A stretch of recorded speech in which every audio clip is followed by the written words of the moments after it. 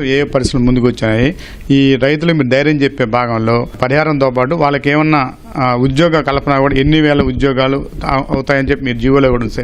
ప్రస్తుతానికి అంటే ఇటువైపు రామాయపట్నం వైపు మనకు రామాయపట్నం పోర్ట్ వస్తుంది, అదే కాకుండా ఇటువైపు బీపీసీఎల్ వస్తుంది.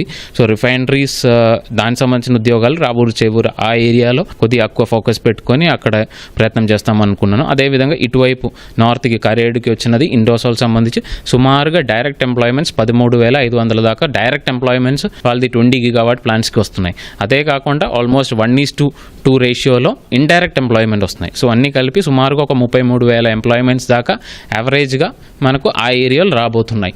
ఈ 2 ఎంప్లాయ్మెంట్స్లో కూడా మనకు ఆ ఒక్క ప్రాంతంలో ఉన్న రైతులు కానీ లేదంటే దానిలో కొంతవరకైనా లైవ్లీహుడ్కి ఇబ్బంది అయిన వాళ్ళకి కానీ బెనిఫిట్ ఇవ్వాల్సిన అవసరం వస్తే వాళ్ళని దానికి సంబంధించిన ట్రైనింగ్ అన్నీ ఇవ్వాల్సిన అవసరం వస్తాయి. సో అది ప్రభుత్వ తరపు నుంచి మన స్కిల్ డెవలప్మెంట్ కార్పొరేషన్ ద్వారా కూడా 12th పాస్ అయిన వాళ్ళు కానీ లేదంటే ఐటీఐస్ కానీ పాలిటెక్నిక్ చేసిన వాళ్ళు కానీ వాళ్ళకి టెక్నికల్గా ఏ విధంగా ట్రైనింగ్ ఇచ్చుకొని కంపెనీతో సంబంధం చేసుకొని వాళ్ళకి జాబ్స్ అక్కడ ఇవ్వగలుగుతాము. ఇండైరెక్ట్ ఎంప్లాయ్మెంట్లో ఒకవేళ స్కిల్డ్ కాకుండా సెమీ స్కిల్డ్ కానీ అన్స్కిల్డ్ కానీ ఉన్న వాళ్ళకి ఏ విధంగా కంపెనీతో టైఅప్ చేయగలుగుతాము. దీని మీద ఖచ్చితంగా ప్రయత్నం చేస్తున్నాము.